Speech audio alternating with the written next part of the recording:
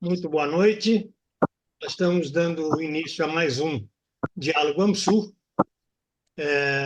Como sempre, o Diálogo AMSUR é desenvolvido pelo Instituto AMSUR, Instituto Sul-Americano para a Cooperação e a Gestão Estratégica de Políticas Públicas, hoje também numa parceria direta com o Instituto Novos Paradigmas e com o apoio do Fórum 21 e do portal Rede Estação Democracia.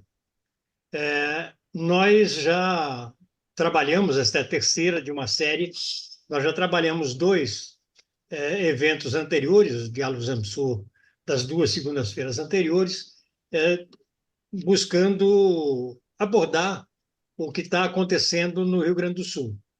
No primeiro deles, nós abordamos mais fortemente o tema das causas e das responsabilidades do que está ocorrendo no Rio Grande do Sul. No segundo, com o companheiro Tarso Genro, nós fomos um pouco mais sobre o papel do Estado no processo de reconstrução. Este terceiro, nós vamos abordar uma consequência e que precisa ser enfrentada de curto e também um pouco de médio prazo, que diz respeito ao fato de que o desmonte provocado pelo desastre ecológico e ambiental, ecológico e climático, né, do Rio Grande do Sul, afetou de maneira importantíssima a população bastante grande, gerando uma situação que vai precisar ser enfrentada, que é a de criação de condições básicas de sobrevivência para essa população afetada. Portanto, o tema do trabalho e da renda, né, são importantíssimas, entendendo, lógico, que há um papel do Estado no fornecimento de condições básicas de sobrevivência por transferências das mais diferentes, várias delas, inclusive, já em processo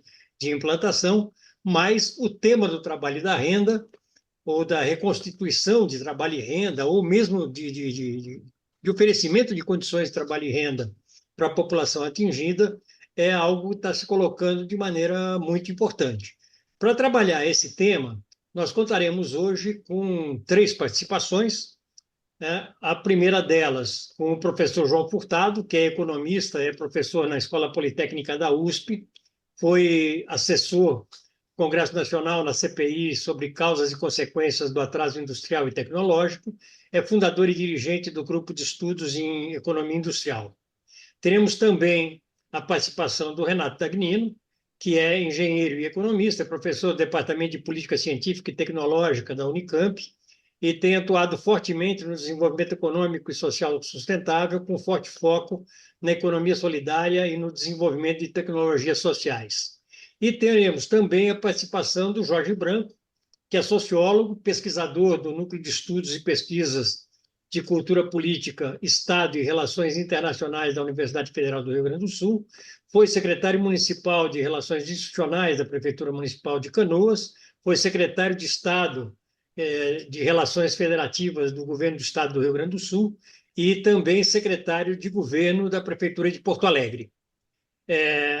Nós, para darmos início aos nossos trabalhos, eu vou solicitar que faça a fala de boas-vindas e introdução por parte do Vicente Trevos, que é o presidente do Instituto AMSUR. E antes de passar a palavra a ele, eu queria solicitar a todas as pessoas que nos assistem pelo YouTube que se inscrevam em nosso canal, canal Instituto AMSUR, que deem o seu like para que a gente amplifique a penetração do canal e, em havendo interesse em serem avisados e avisadas das nossas próximas atividades, que cliquem também no sininho. Dando início, então, aos nossos trabalhos, Vicente Trevas, por favor, com você. Obrigado, Granado. Muito boa noite a todas e todos que nos assistem e aqueles que irão, pelo YouTube, assistir posteriormente, né?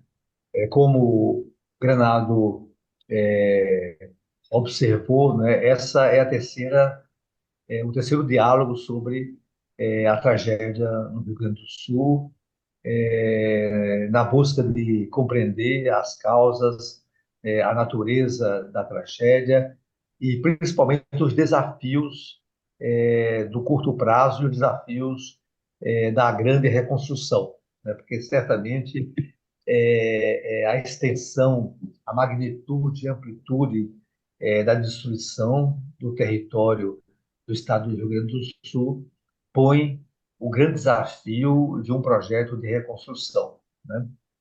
E nós, inclusive, na sessão passada dos Diálogos Unisul, levantamos algumas considerações, por exemplo, colocamos que um primeiro desafio é justamente como o Estado brasileiro vai agir, né, vai conduzir esse processo de reconstrução, como o Estado federal, tanto constituído por três esferas de governo, né? E aí uma questão política se impõe, quem irá estar no comando dessa reconstrução?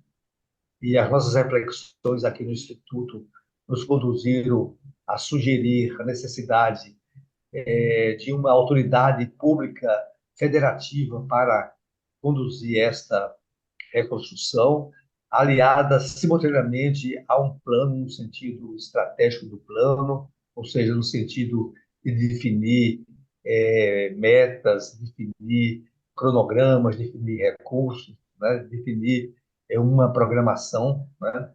E tudo isso baseado num fundo público para viabilizar todas as iniciativas que advirão do projeto da reconstrução. Mas hoje nós queremos avançar no sentido mais específico, né, do nosso ponto de vista, ou seja, a reconstrução não significa só repor aquilo que se perdeu, né? Evidentemente que essa é uma dimensão da reconstrução, né? Mas ela pode ser uma oportunidade de também agregar ao território, na sua dinâmica econômica, social, política, territorial, novos elementos, né? E também enfrentar a agenda do trabalho, da renda, né? E na sessão passada, um dos participantes, que hoje é um dos expositores, o nosso sempre parceiro Renato Anino, né? Colocou que a reconstrução deveria interagir com uma abordagem específica, que é a abordagem da economia solidária, né?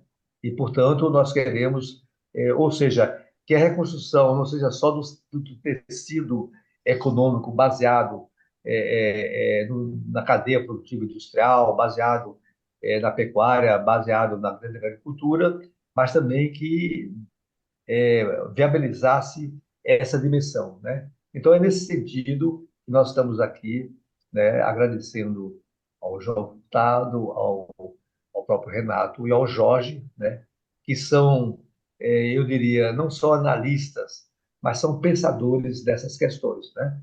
E por isso, muito obrigado pela disponibilidade de vocês e devolvo a condução dos trabalhos ao Renato.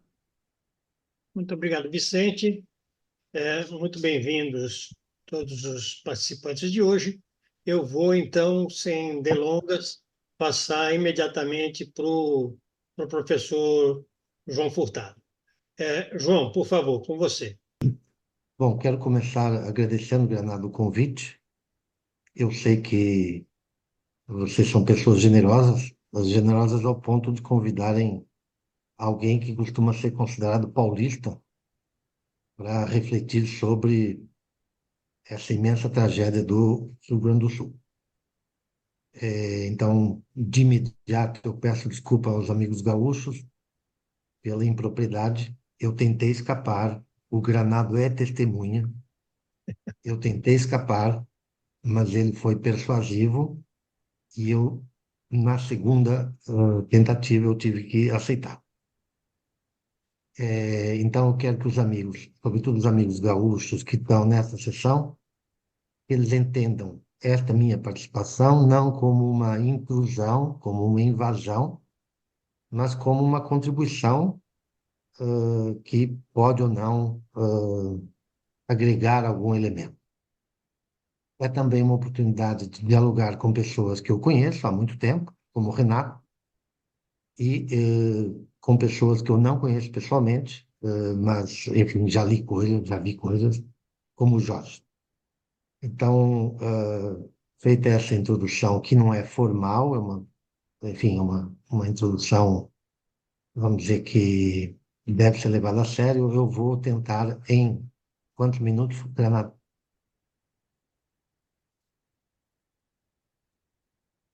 A ideia é de 15 a 20 minutos cada um para a gente ter tempo de algum Perfeitamente. debate e devolver a palavra para vocês. Então, eu vou tentar me ajustar ao tempo e vou tentar ficar nos 15 minutos. Ah, começando por dizer, aproveitando um gancho do Renato, que já estava preparado, mas o Renato mencionou, eu li durante essas semanas da tragédia um texto muito interessante sobre Santa Catarina, onde se contava uma história, eu não sei se é verdadeira, mas se não é verdadeira, foi muito bem construída, a respeito de quando o Blumenau chegou ao Vale do Itajaí e ocupou as terras do Vale do Itajaí. Falaram para ele que, enfim, que aquilo era um lugar de indígenas, ou índios, como se dizia antigamente, muito perigosos, e que, portanto, ele devia tomar muita cautela, né? Mas passou-se o tempo, e o tempo foi passando e não apareceu nenhum indígena, muito menos indígenas perigosos, né?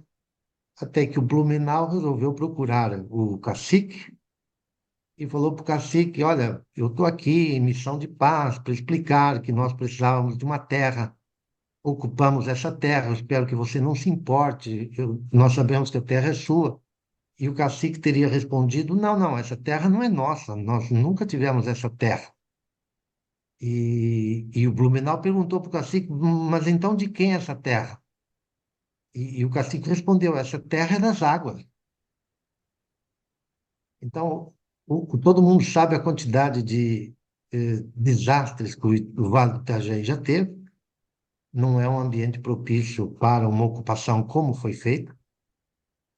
E eu acho que ela é uma história inspiradora para nós.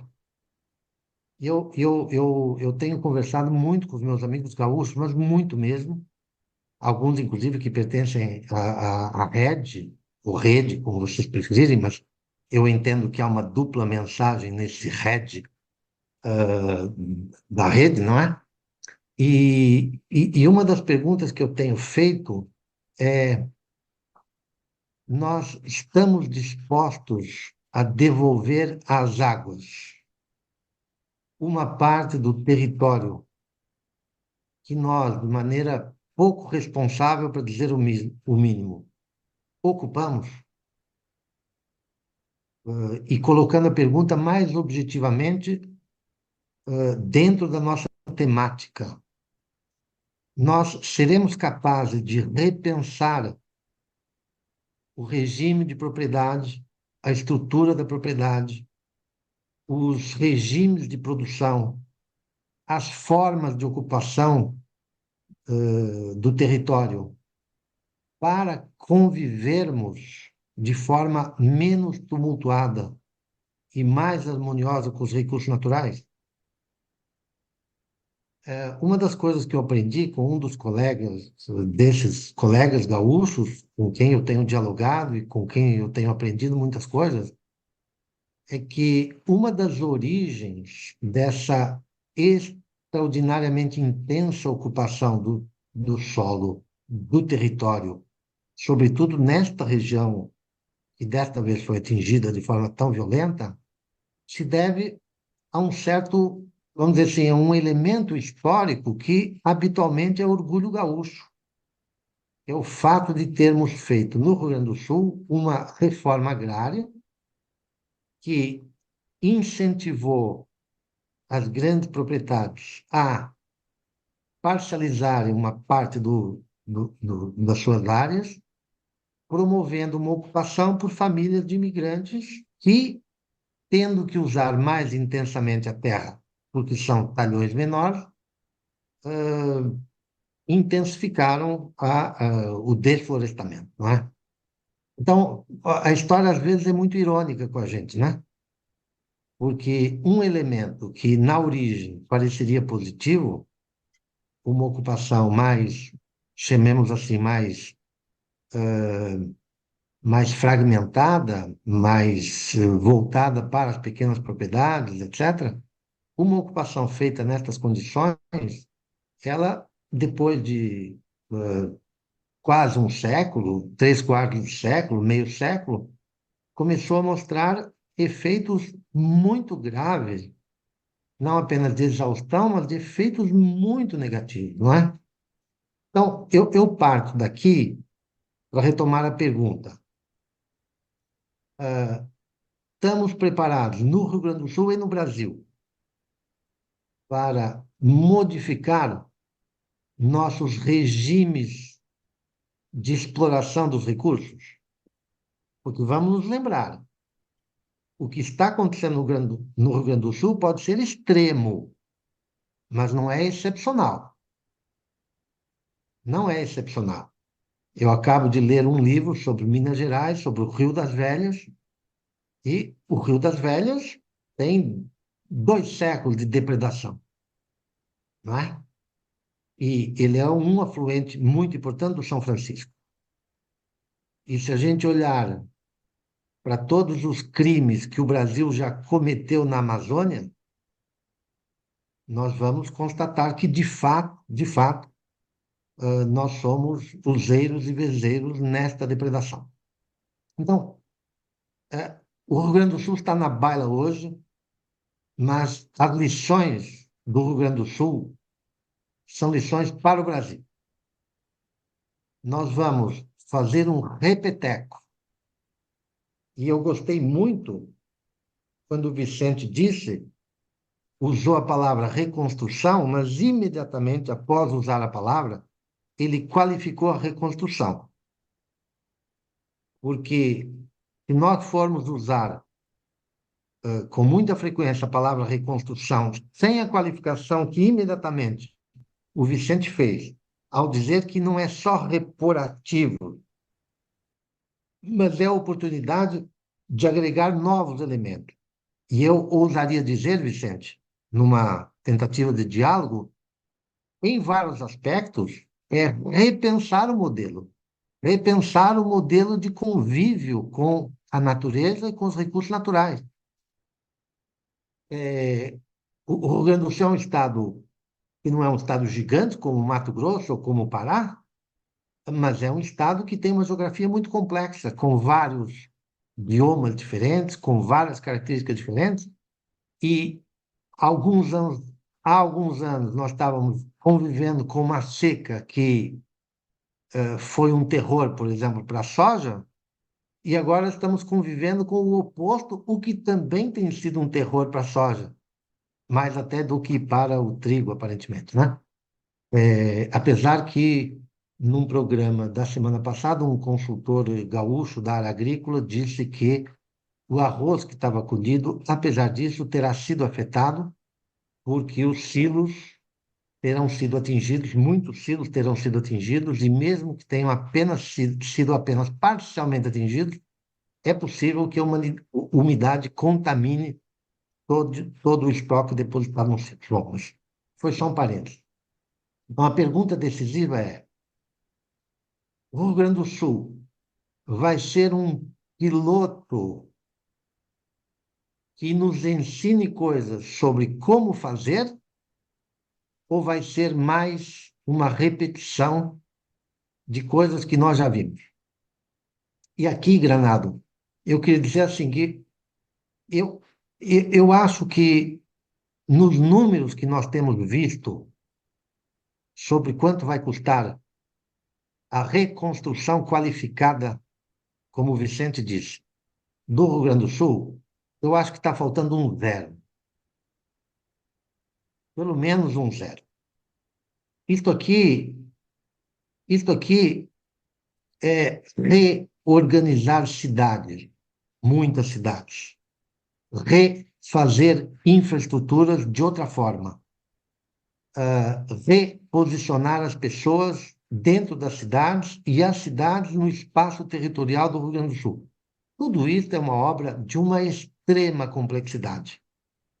E me permitam os amigos gaúchos dizer, eu não estou vendo essa complexidade traduzida no, digamos assim, no arcabouço institucional para o enfrentamento do problema. E aqui, evidentemente, eu entendo bem o esforço federal de ajudar de forma muito incisiva, eu entendo bem, mas eu não consigo compreender como é que esta articulação política vai ser feita. Então, mesmo que haja bons projetos, mesmo que haja cabeças pensando de forma muito efetiva, mesmo que haja boas ideias, eu li vários documentos, o documento da faculdade, eu li o documento que alguns das pessoas presentes aqui assinaram, que foi liderado, entre outras pessoas, amigos conhecidos, o Junico está nesse documento, o Carlos Horn está nesse documento, várias outras pessoas, têm excelentes ideias e têm excelentes proposições, mas há uma arquitetura institucional desafiadora. Eu diria que talvez, a experiência mais próxima que o Brasil teria, a meu juízo, seria talvez a Superintendência para o Desenvolvimento do Nordeste, que nós sabemos as resistências que enfrentou desde sempre, as imensas dificuldades para decolar, as imensas dificuldades para vencer as barreiras de quê? Não são as barreiras da geografia, não são as barreiras físicas, são as barreiras dos interesses sociais e da sua petrificação na propriedade. São formas que eu vou chamar agora, eu acho que se aplica isso ao Rio Grande do Sul, formas arcaicas de utilizar os recursos de uma forma intensa, intensa demais, de tal sorte que as possibilidades de convívio do homem e da organização social com os recursos naturais fica imensamente comprometida. Então, nos 2 minutos que me restam, eu vou fazer duas proposições. Talvez uma delas abra uma ponte de diálogo com o Renato, por causa das tecnologias sociais, mas eu colocaria da seguinte forma: Vicente, a reconstrução que se exige do Rio Grande do Sul não é uma reconstrução que adicione novos ativos, é uma reconstrução que permita uma dinâmica social menos predatória em todos os sentidos. No sentido da natureza, no sentido das relações humanas. Eu vou apenas dar um exemplo, né? Eu vi o documento da Federação das Indústrias e eu fiz no ano passado, não, no ano de 2022, eu fiz um trabalho com um grupo de meia centena de sindicalistas do Rio Grande do Sul, da área da indústria, e uma das constatações que sai desse trabalho que eu fiz é de que não encontrei nenhuma liderança sindical, nenhuma entre 50 lideranças, eu não encontrei nenhuma que deseje que seu filho trabalhe na indústria. Para mim foi chocante, porque quando a gente lê o documento da Federação das Indústrias, aparentemente eles consideram que a indústria é a salvação do Rio Grande do Sul. Mas talvez o modelo de desenvolvimento industrial que há 20 ou há 30 anos pudesse ser considerado socialmente validado e aceito, talvez hoje não seja mais. Então, nós temos aqui um problema para enfrentar, Vicente. Eu acho que na reconstrução qualificada que você propõe, a principal qualificação que precisa ser feita é o elemento humano e das relações sociais e institucionais. O desafio não está em identificar bons projetos. O desafio está em construir institucionalidades que sejam socialmente aceitáveis e que permitam colocar os gaúchos, o povo gaúcho, as pessoas, no centro do processo. Eu sei que é mais fácil falar do que fazer, mas eu fui convidado a falar, não fui convidado a fazer. Então, termino por aqui a minha observação, cumprindo rigorosamente o prazo que o Granado me deu. Muito obrigado, João, muito obrigado mesmo. Realmente, o convite foi para falar, não foi para fazer. Agradeço muito. Passo, então, imediatamente ao Renato Dagnino. Renato, com você, por favor. Boa noite a todo mundo. Muito obrigado pelo convite. Fico muito contente de estar aqui hoje, conversando. E já vou começar a briga aqui com o João. João, para fazer tem que falar. E se a gente não falar, ninguém vai fazer o que a gente acha que tem que ser feito. Então enfim, louvo muito o comportamento assim modesto e educado do João, mas eu vou, como ele já fez esse introito a respeito da gente ser de fora e tal, embora eu seja de Porto Alegre, mas eu estou há muito tempo fora, aqui em Campinas, eu vou entrar logo, botar o pé na porta, né? Se eu pudesse resumir o que eu vou falar hoje, eu vou falar em reindustrialização solidária. Não vou falar em reindustrialização capitalista. Reindustrialização capitalista é o que aconteceu depois do furacão Katrina, em New Orleans. Nós temos uma série de exemplos do que é isso, e nós temos juízo suficiente para saber que boa parte do que vai ocorrer ainda no Rio Grande do Sul é uma reconstrução capitalista. Como ocorre em qualquer guerra, mais ou menos um terço é para quem produz o armamento, um terço é para os soldados e oficiais, etc., e um terço é para quem reconstrói aquilo que foi derrubado. Essa é uma conta de polegar, né, que a gente tem quando estuda conflitos armados. E aí vou me reportar a pergunta que o João fez, que é a pergunta mais importante. Nós estamos preparados para enfrentar essa desgraça de uma outra maneira? E aí cabe a resposta. Nós quem? A classe proprietária não está, evidentemente não está. Lembra que eu estou falando em capitalismo. Capitalismo tem uma classe proprietária e uma classe trabalhadora. E essa classe proprietária, esse capitalismo, ele coloca os seres humanos e a natureza como fatores de produção a serem explorados. E é isso que está acontecendo ao longo da história do capitalismo. E o que nós estamos vivendo hoje não é apenas uma crise econômica, social, etc., mas é uma crise também que tem a ver com essa exploração da natureza. Então, quando nós falamos de crise do capitalismo, e normalmente os economistas, os estudiosos se referem às questões sociais, às questões econômicas, hoje está muito claro e cada vez mais claro que tem uma questão ambiental aí em jogo que é fundamental. Então, eu diria que essa classe proprietária não está preparada. O que nos leva a dizer, bom, então vamos ver o que a classe trabalhadora pode fazer para sair dessa desgraça de uma forma produtiva. E aí vem aquela velha coisa do ideograma de crise, né? Lá dos chineses, que é perigo e oportunidade. Bom, o perigo a gente já discutiu nas duas primeiras reuniões que nós tivemos, né? Agora está na hora de pensar a oportunidade. Qual é a oportunidade que tem nessa reconstrução, se ela for uma reconstrução solidária?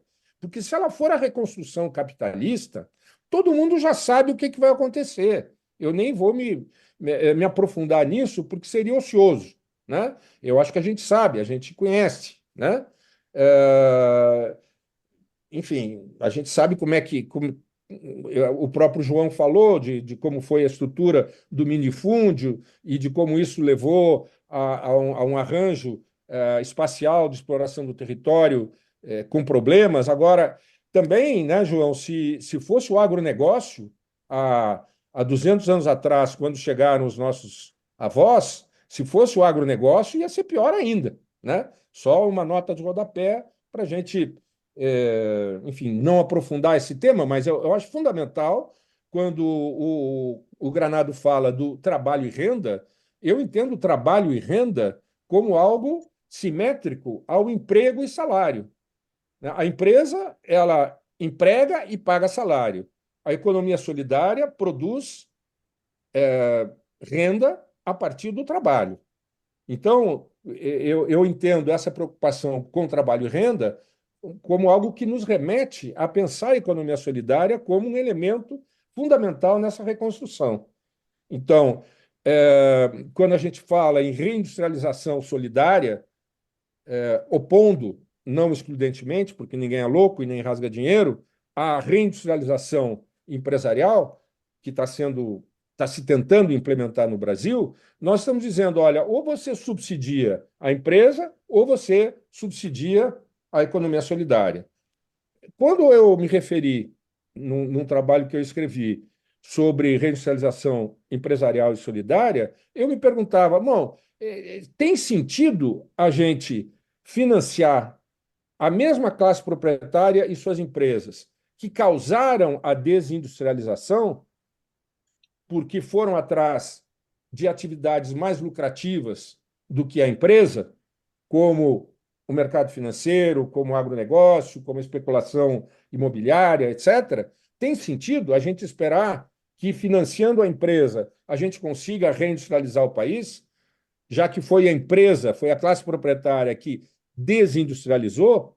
Eu trago esse mesmo argumento para analisar o Rio Grande do Sul hoje. Tem sentido a gente colocar recurso federal na mão do governo estadual e na mão das empresas que causaram ou foram corresponsáveis por essa desgraça? É uma questão de bom senso, é uma questão. Eu não estou nem levando em conta questões ideológicas, políticas, éticas, não. É uma questão de bom senso. Quer dizer, existe uma massa de recursos no governo federal que vai ser colocada para a reconstrução do Rio Grande do Sul. Onde é que vai esse dinheiro? Vai para a empresa? Vai para o governo estadual? Ou vai para a economia solidária? E por que a economia solidária? Porque são justamente as pessoas que estão mais penalizadas, que estão sendo mais penalizadas com essa desgraça, aquelas que detêm a possibilidade de reorganizar o tecido, digamos, a vida, né? Eu não vou nem falar do tecido produtivo, porque o tecido produtivo é uma parte muito pequena desta vida. São as pessoas que têm condições de pensar, de fazer uma vida diferente. Então, elas têm que ter o poder conferido pelo dinheiro do governo federal para proporcionar, para catalisar, para desempenhar, para agenciar essa nova forma de organização da vida humana. Então, é uma coisa tão simples como isso. E, nesse sentido, nós temos uma enorme oportunidade pela frente. O Rio Grande do Sul, a reconstrução solidária do Rio Grande do Sul pode se converter num paradigma mundial. Desgraças como essa vão ocorrer com intensidade igual ou maior no mundo inteiro e com cada vez maior frequência. E a tendência no capitalismo neoliberal e no crescimento da extrema-direita no mundo inteiro é que as reconstruções que vão ocorrer, que tenderão a ocorrer, sejam reconstruções capitalistas, enriquecendo ainda mais aqueles que são os mais ricos e empobrecendo ainda mais os que são os mais penalizados por esse capitalismo. Então, nesse sentido, eu acho que nós temos que ser bastante radicais, no sentido de ir, de fato, até a raiz. Qual é a raiz do problema? Eu não uso a palavra antropoceno, eu uso a palavra capitaloceno, porque, na realidade, é esse modo de organização da vida humana que está nos levando a essa catástrofe climática que nós estamos observando. Não estou nem falando da crise civilizatória, enfim, de algo que também é muito importante. Então, uma questão central nesse para onde vai o dinheiro federal, né? Porque eu acho que esse é um tema fundamental, que nós temos que convencer os nossos companheiros e companheiras que estão no governo, pelo menos os que sabem o que é a economia solidária, falar, olha, a economia solidária é propriedade coletiva dos meios de produção, não é propriedade privada e também não é propriedade estatal. É propriedade coletiva. Por quê? Porque a gente acha que a sociedade que nós queremos é uma sociedade baseada não naquilo que foi o socialismo real, com a propriedade estatal dos meios de produção, nem no capitalismo com a propriedade privada. Então, a propriedade coletiva dos meios de produção, solidariedade, cooperação ao invés de competição, e a competição, como todos vocês sabem, digamos, é a pedra angular do capitalismo, é aquilo que move o capitalismo. E a terceira coisa, muito importante, autogestão. Nós achamos que as pessoas que vivem nesse planeta, os seres humanos, têm uma capacidade intelectual de gerar riqueza absurdamente maior do que aquela que o capitalismo consegue aproveitar. Então, nós temos sim a condição de viver todos nesse planeta muito bem, na medida em que nós decidamos em conjunto, de forma autogestionária, cooperativa, com propriedade coletiva dos meios de produção, o nosso futuro. Então, eu acho que esse é um tema que nós temos que radicalizar. Nós temos que chamar a atenção dos nossos companheiros, sobretudo o pessoal de esquerda, que algum dia pensou em socialismo, que entende para que eles entendam que a economia solidária é a ponta do iceberg, é aquilo que hoje pode representar o ideal do socialismo, e mais do que do socialismo, do ecossocialismo. Então, esse é um ponto fundamental. Agora, logo de partida, não porque eu esteja envolvido com esse tema, mas também por causa disso, se coloca a questão do como fazer. As empresas sabem fazer o que elas sempre fizeram, e elas vão tender a fazer, nessa reconstrução capitalista, as coisas do jeito que elas sempre fizeram. Ou seja, com a tecnologia e com a ciência, ou aquilo que eu, por considerar que essa separação entre ciência e tecnologia nunca existiu, é uma manipulação ideológica do capital para nos tranquilizar, para que a gente pense, acredite que existe uma ciência verdadeira, universal, neutra, no sentido de que serve para qualquer projeto político, e uma tecnologia que aplica essa ciência e pode aplicar para o bem ou para o mal. Como eu não acredito nisso, e já escrevi, enfim, e já me cansei de falar nisso, como eu não acredito muito nem nessa separação, muito menos na neutralidade, eu falo em tecnociência capitalista. A tecnociência capitalista é que tem 7 pecados capitais: deterioração programada, obsolescência planejada, desempenho ilusório, consumismo exacerbado, degradação ambiental, adoecimento sistêmico e sofrimento psíquico. Nós não queremos a tecnociência capitalista. Nós queremos a tecnociência solidária, não a tecnociência social, porque social, digamos, é demasiadamente amplo.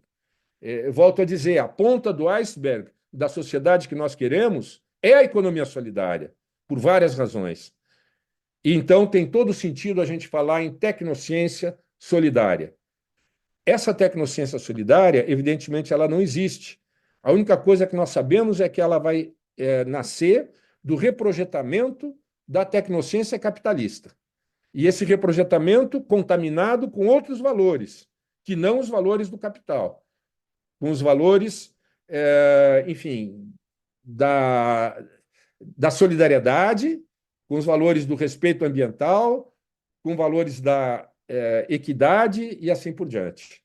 Ora, como incorporar na tecnociência esses valores que nós, inclusive, como engenheiros, nunca pensamos nisso? Nós somos treinados, condicionados a não pensar nessas coisas. Então, é algo fundamental que nós vamos ter que fazer, e vamos ter que fazer, como a gente diz, na marra, sobre a marcha, porque o perigo que nos espera ali na esquina, se nós construirmos, se nós reconstruirmos o Rio Grande do Sul, esse caso que pode ser paradigmático, com a mesma tecnociência capitalista, nós não vamos, de fato, estar resolvendo os problemas. Então, é fundamental que nessas frentes de trabalho que serão criadas a partir do recurso federal, que a gente incorpore profissionais, sobretudo os profissionais dos institutos federais, que estão espalhados pelo Brasil inteiro e pelo Rio Grande do Sul inteiro, para que possam acompanhar esse processo. E acompanhar não só no sentido de fornecer soluções para problemas concretos, mas também de aprender como é que se faz. Como é que se faz essa tecnociência solidária que nunca se fez antes. Agora, existem questões emergenciais que nos levam também a um comportamento mais radical. Todos nós sabemos que é necessário alargar a área de proteção da mata ciliar. E nós temos que ter gente que vá lá e policie e fiscalize e que impeça que isso seja desrespeitado. A economia solidária tem que ser valorizada. Nós temos que ter agentes de fiscalização que sejam pagos pelo Estado para fazer com que a lei seja cumprida.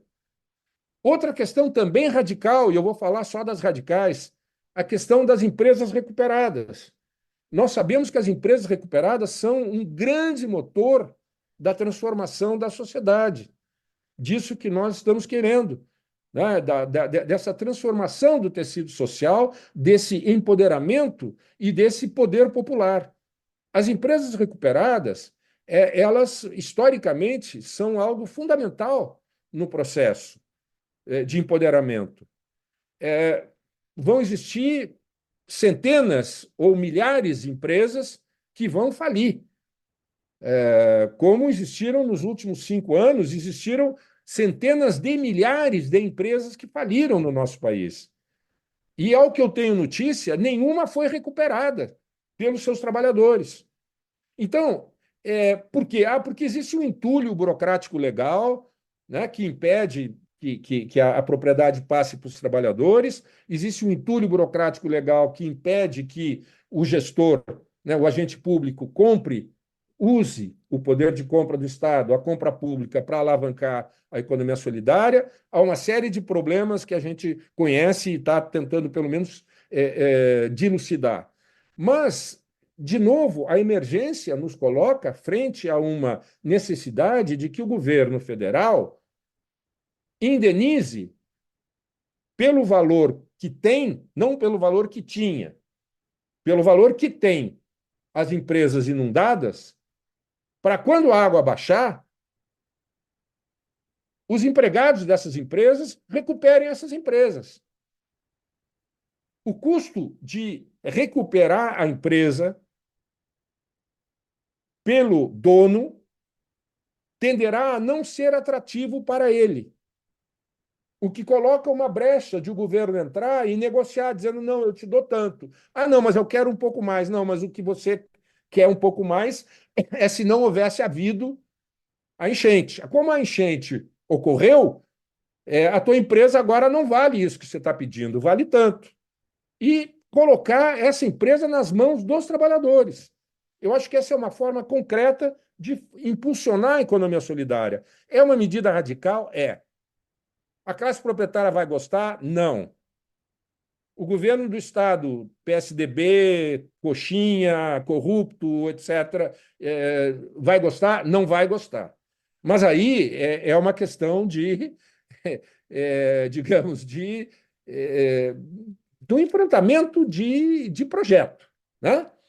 Para finalizar, a reconstrução solidária do Rio Grande do Sul tem um último elemento muito importante, última, mas não menos importante, que é a questão da governabilidade. O nosso presidente Lula está matando um leão por dia. E a cada dia vem um outro leão. A governabilidade deste nosso governo depende de um apoio da economia solidária. Não vai ser o empresário nacional, não vai ser a classe média que vai defender este governo. Este governo vai ser defendido pelo povo organizado. E o povo se organiza na medida em que ele trabalha junto, na medida que ele defende um projeto de cooperativa, de produção, de consumo, de circulação de mercadorias. E esse aprendizado é fundamental para que a governabilidade seja garantida. Era isso. Obrigado. Obrigado, Renato. Eu passo, então, para a terceira fala nossa. Jorge Branco, por favor, com você. Muito obrigado, Granado, pelo convite. Eu queria agradecer essa oportunidade a todos vocês. E fiquei pensando aqui, normalmente, quem é escalado para falar depois dos professores João Furtado e Renato Danino, vai dizer o seguinte: olha, eu fiquei numa má situação, porque eles falaram tudo e eu não tenho o que falar.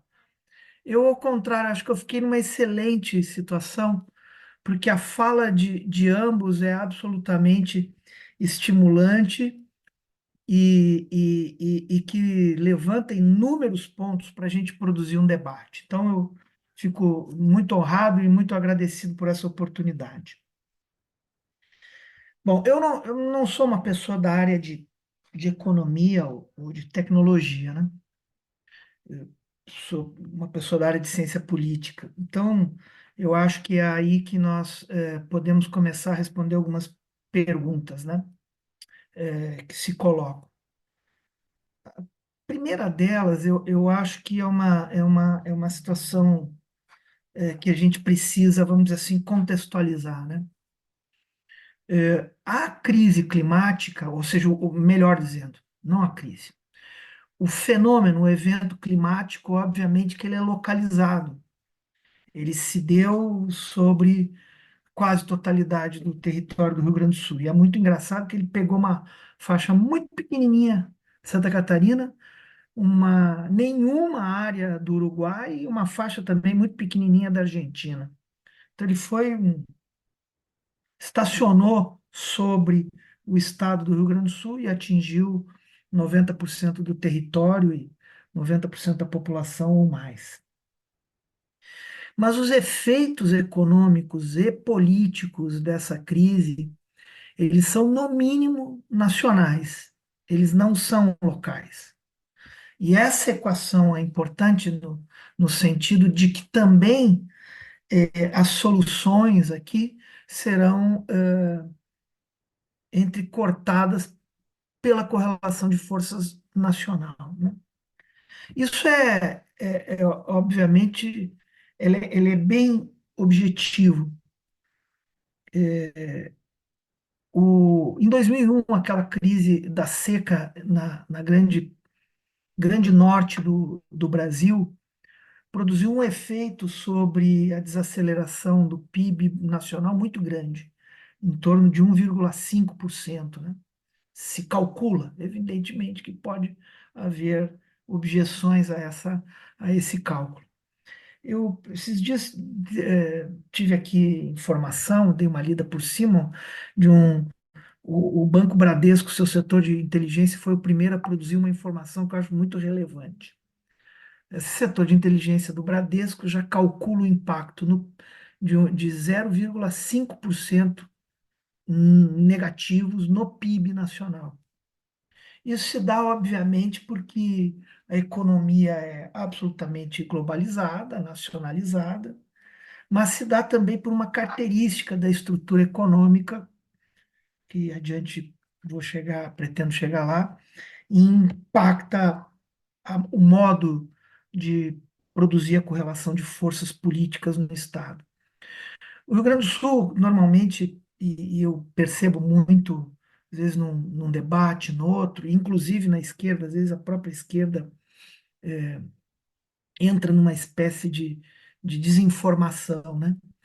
Trabalha muito com a ideia de o sul do país, enquanto que são estruturas econômicas bastante diferentes. Acho que o professor Renato, o professor João conhecem muito bem mais do que eu. O Rio Grande do Sul, apesar da retórica, não é mais um estado agrícola. Na divisão clássica do PIB, indústria, serviço, agricultura, a agricultura é a menor e bem menor fatia da economia do estado. Também, tanto na indústria, e especialmente na indústria, mas também na agricultura, que ainda continua sendo relevante, porém menor, ela não é uma economia na agricultura de monocultura, além, obviamente, do soja, que é quase que uma praga mundial, ainda há uma grande produção de outros grãos, outras commodities, como trigo, arroz, etc., mas também uma forte participação de frutas, alimentos de modo geral, né? Na indústria também tem uma característica muito relevante. Ela não é um estado de uma indústria monolítica, ela não tem um setor industrial que predomina sobre os demais. Por que eu estou trazendo isso? Porque em outros momentos de crise, inclusive de crise ambiental, quando nós estávamos no governo do estado, o último aqui, com o Tarso governador, durante o período dos 4 anos do governo, sofremos duas crises climáticas, uma seca e uma chuvosa, ambas impactaram. Mas qual é a característica, então, que ou qual é o efeito que essa característica da economia do Rio Grande do Sul produz? Quando um setor se abala, outro setor produz. Então, uma economia que vai gerando um equilíbrio. Por exemplo, a economia do Mato Grosso, se tivesse um cataclisma climático, ela é baseada no soja, bom, teríamos um efeito. O Paraná, ele é baseado no agronegócio, né, na grande produção capitalista do campo, teria um determinado efeito. O professor João Furtado já falou da característica de minifúndio, Santa Catarina, outro efeito ainda. O Rio Grande do Sul tem esse elemento, afunda um setor, o outro levanta no semestre seguinte e se dá o contrário. Isso faz com que as inter-relações econômicas do Rio Grande do Sul sejam muito fortes, tanto para exportação, é um estado exportador, industrial exportador, a indústria exporta muito, quanto a indústria está conectada.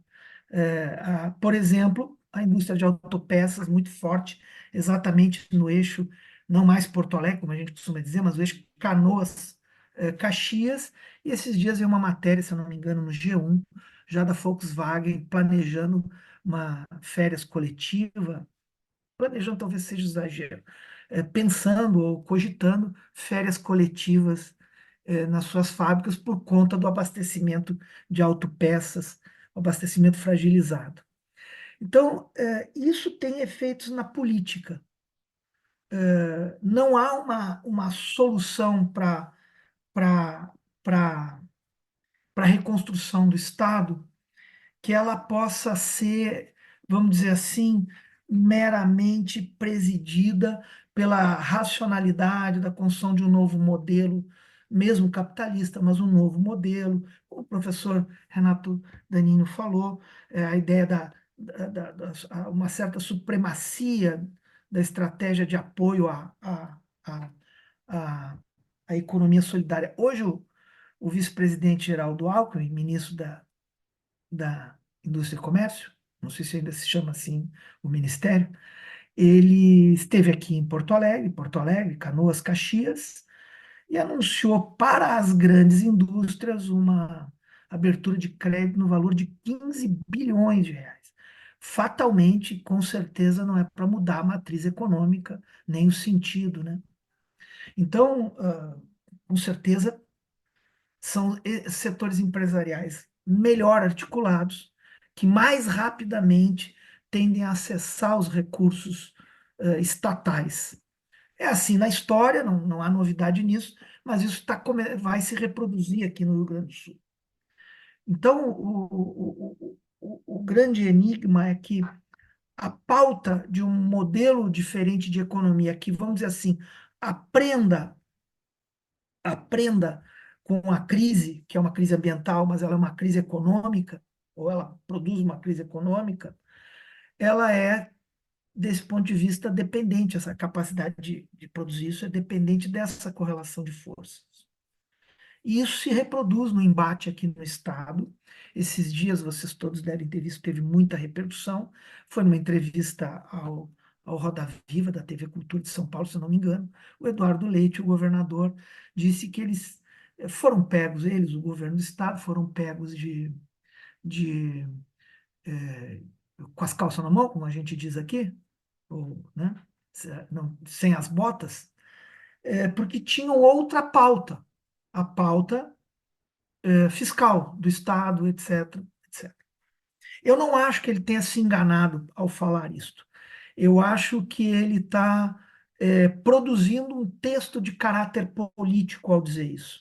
Ele está, vamos dizer assim, se reconectando e estabelecendo uma prioridade política para a reconstrução do Estado. Ela se dará através das grandes empresas, ela se dará através da grande indústria automobilística, no caso de autopeças, e, enfim, também da GM aqui. O outro lado seria, vamos dizer assim, o campo democrático, é o campo que nessa correlação de forças tem pautado o tema, primeiro, da irresponsabilidade do que foram os cortes de gasto, a diminuição, a extinção de órgãos públicos, né?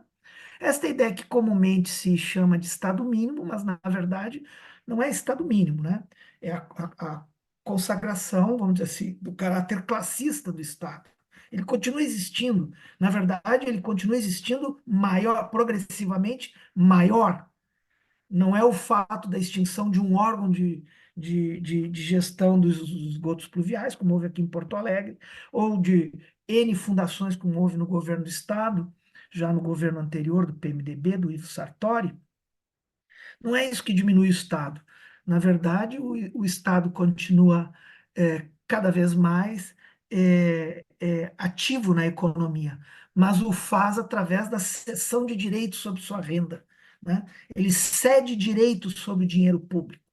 Ele não puxa para si para uma distribuição debatida com a sociedade, mas ele faz essa transferência através de um conjunto de instrumentos de concessão direta de serviços, mas também de renúncia fiscal e outros tipos de favores financeiros, etc., como este que o governo federal fará. Em certa medida, está compelido a falar, a fazer na política. Então, essa correlação de forças, ela também, vamos dizer assim, acantona o debate político de uma nova economia. Há uma oportunidade? Há uma oportunidade. Mas ela não pode ser tratada exclusivamente como uma oportunidade local. Não há espaço, ou melhor, a dimensão local da economia, seja no Rio Grande do Sul ou no Ceará, do outro lado lá do país, a dimensão local é cada vez mais frágil, cada vez mais fraca nessa correlação de forças, né? Estou muito curioso para saber como vai se comportar o mercado financeiro, o dito mercado, né? As estimativas aqui, alguns chegam a apontar que o governo federal, no ritmo que vá, pode acabar disponibilizando em torno dos 80 ou 90 bilhões de reais. Isso tem um impacto na conta fiscal do governo federal, né? Na conta do superávit financeiro. Até onde que o sistema rentista vai permitir essa movimentação? Essa é outra questão chave. O professor Renato, o professor João falaram na mão de quem vai o dinheiro. E há um segundo tema: quanto dinheiro? E acredito que logo, logo, o sistema financeiro, os proprietários da dívida pública, tendem a barrar essa drenagem de dinheiro. O problema é que, se o governo federal não investir nessa reconstrução, ele tem um problema que não é de um Estado, é um problema nacional. Talvez essa perspectiva de redução de 0,6%, 0,5% de diminuição do PIB possa extrapolar e atingir números maiores, o que bota por terra toda a gestão do dito arcabouço fiscal do governo federal. Então, esse quadro é que, é que eu acho, talvez seja isso que eu possa contribuir, é que esse quadro nos bota frente a uma seguinte situação. Para alterar o modelo de reconstrução, é preciso, em primeiro lugar, construir tempo para esse debate. Tempo no meio de emergência, tempo no meio de perda de empregos, é sempre raro, é escasso, né? É escasso. Em situações de desastre, de guerras, não é só a verdade que morre, é também o tempo que é diminuído. A destruição é tamanha, destruição literal, física, que o nosso tempo político ele está diminuído.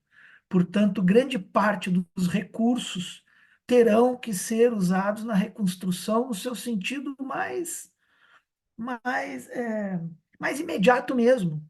Botar escolas de pé, botar empresas a funcionar e pagar a folha agora no fim de maio, no fim de junho, no fim de julho. Esse encurtamento de tempo, ele é também um adversário da construção de uma alternativa. Ou seja, não há uma polarização de alternativas, né? O próprio governo federal não tem disputado uma interpretação. Ele tem disputado a ideia de que é mais eficiente do que o governo estadual e do que o governo municipal na salvatagem da população e da economia do Rio Grande do Sul. Essa é a disputa que está empreendida no momento. Mas não é o próprio governo federal ainda, talvez não venha a ser, talvez venha, um sujeito desta nova economia ou deste novo modelo. Eu acho que esse é um dos problemas fortes que a gente tem. A pouca margem para o campo democrático, um campo popular, poder convencer, inclusive, a opinião pública sobre isso. Lembrando que aqui tem um contexto, vários aqui conhecem, todos conhecem o Rio Grande do Sul, uns mais ou menos, mas todos aqui conhecem o Rio Grande do Sul. Outra coisa que gosta de dizer, que se gosta de dizer por aí, eu me incomodo, porque me incomodava antes no sentido contrário, é quando diz que o Rio Grande do Sul é um estado bolsonarista. Ele não é hoje um estado bolsonarista, como em períodos que a esquerda vencia eleições não era um estado de esquerda. Nem era verdade lá, nem cá. É um estado polarizado, de duas metades.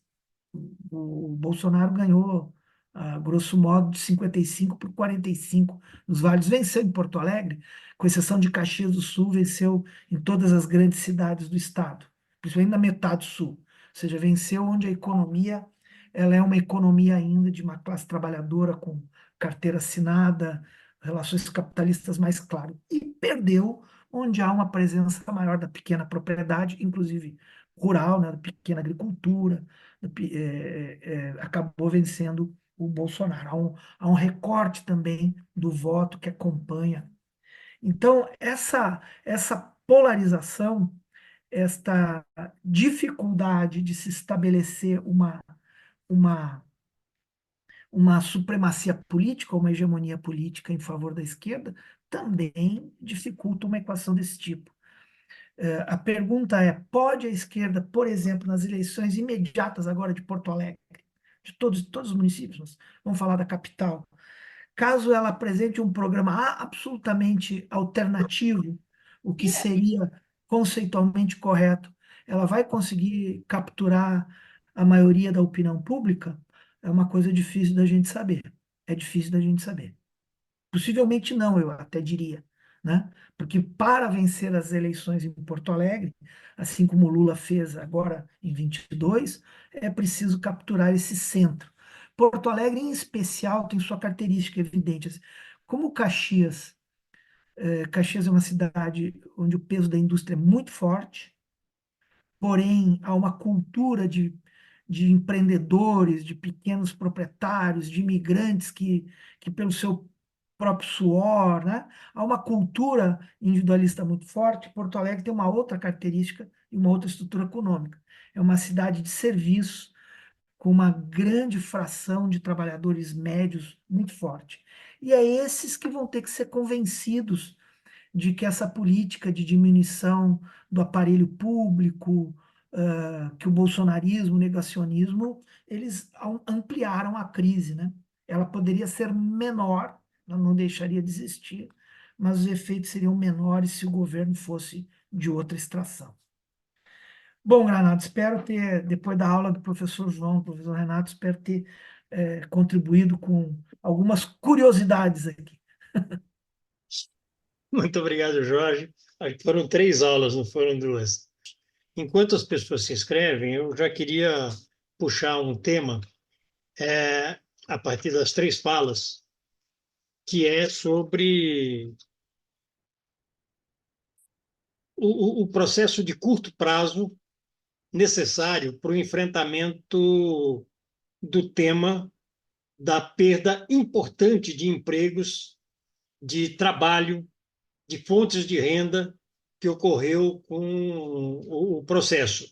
Ou seja, como é que vocês veem, além das transferências governamentais que estão sendo produzidas a partir do Bolsa Família, a partir da transferência direta dos R$ 5.100 por família atingida, etc. Como é que vocês estão vendo o enfrentamento dessa situação de curto prazo, né? Além disso, a segunda questão que eu queria levantar diz respeito a esse tema da governabilidade, ou seja, qualquer que seja a ação de médio e longo prazo para o enfrentamento da reconstrução propriamente dita, como é que vocês veem a, a, o quadro político existente e o quadro político que seja possível, viável, disputar e avançar? Rapidamente, eu postei aí no chat um Twitter que eu recebi um pouquinho antes, dizendo que o prefeito de Porto Alegre ainda não cadastrou ninguém. Isso quer dizer que os R$ 5.100 ainda não podem ser pagos, porque a prefeitura de Porto Alegre, 3 semanas depois de começar a tragédia, ainda não teve a capacidade de cadastrar as pessoas. O que eu quero dizer com isso? Granado, pode ser que eu esteja conspirando, mas é assim, o governo Lula se dispôs a um papel muito ativo, mas, a meu juízo, a situação em que ele se colocou é a pior possível. Por quê? Porque não há efetivamente uma intervenção, é o prefeito que continua derrubando comportas para depois colocar de volta no lugar comportas precárias, e quem vai levar a responsabilidade, a meu juízo, é aquele que, mesmo que dê 80 bilhões, terá dado pouco porque o Rio Grande do Sul precisa de mais. Então, a situação é uma situação muito difícil, a meu juízo, politicamente, é muito difícil, porque a prefeitura mostra em cada momento uma total inoperância e o governo do estado mostra digamos, uma grande efetividade em construir narrativas. Eu assisti o programa da semana passada do Roda Viva e eu acho que o governador construiu uma narrativa que, como disse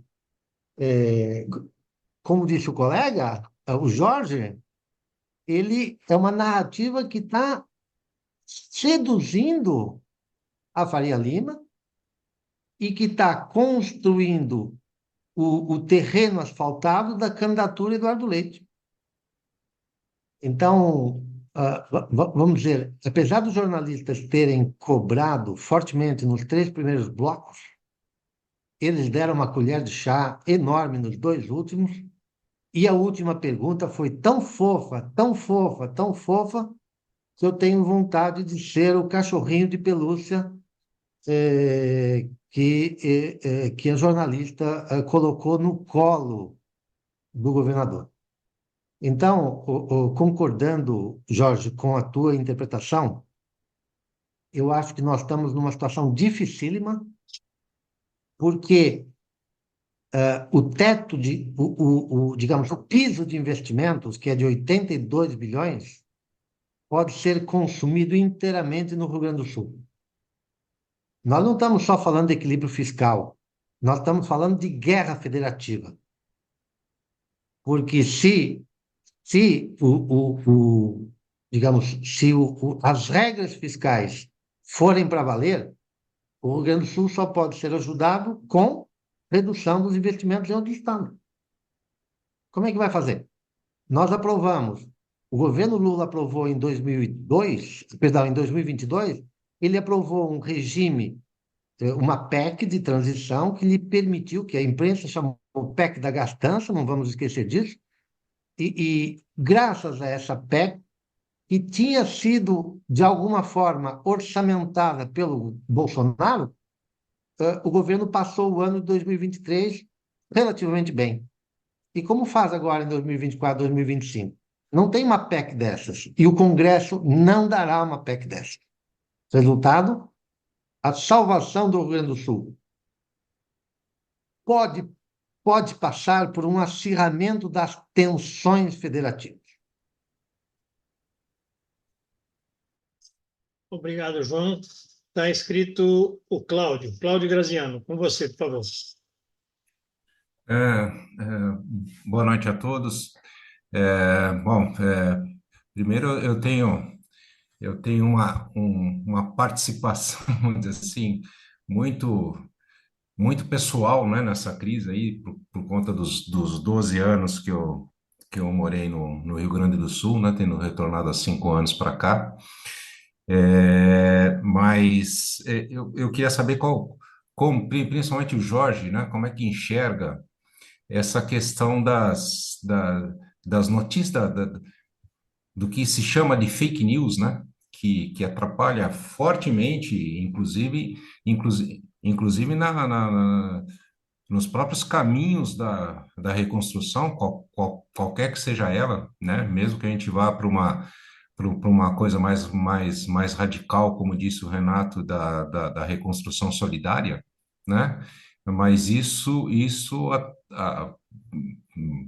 sei lá, eu vejo isso, eu estou extremamente pessimista, né, com relação a isso, e não só essas fake news, como também a total insensibilidade, né? Haja vista, nós já estamos há um mês praticamente, ou um pouco mais de um mês, né, de quando essas inundações começaram, essa catástrofe começou, e a pauta que se tem no Congresso vai de encontro, né?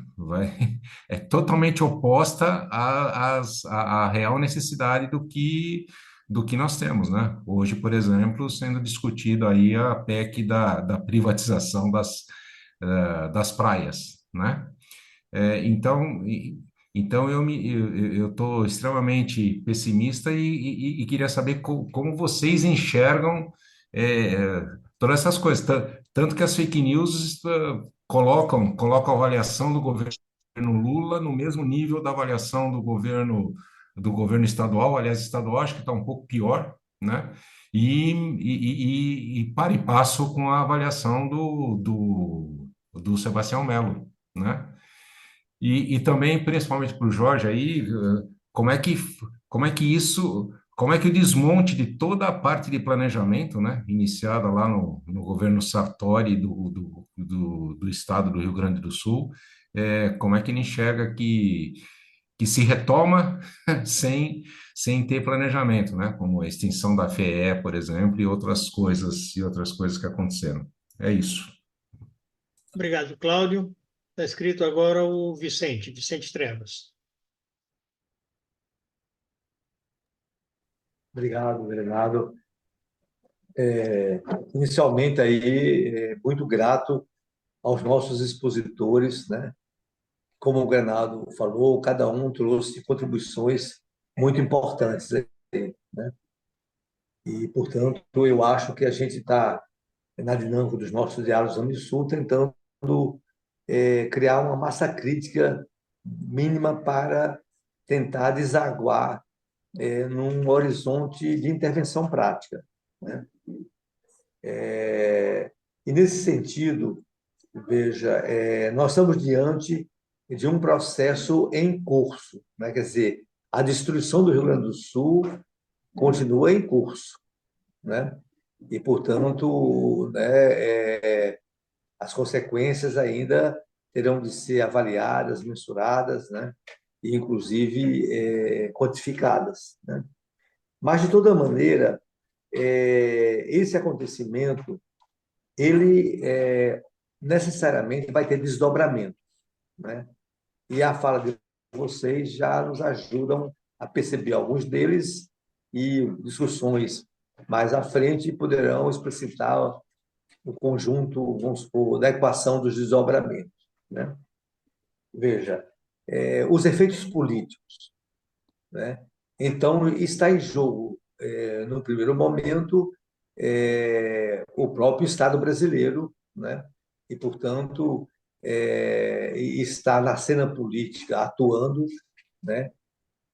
As três esferas desse Estado, né?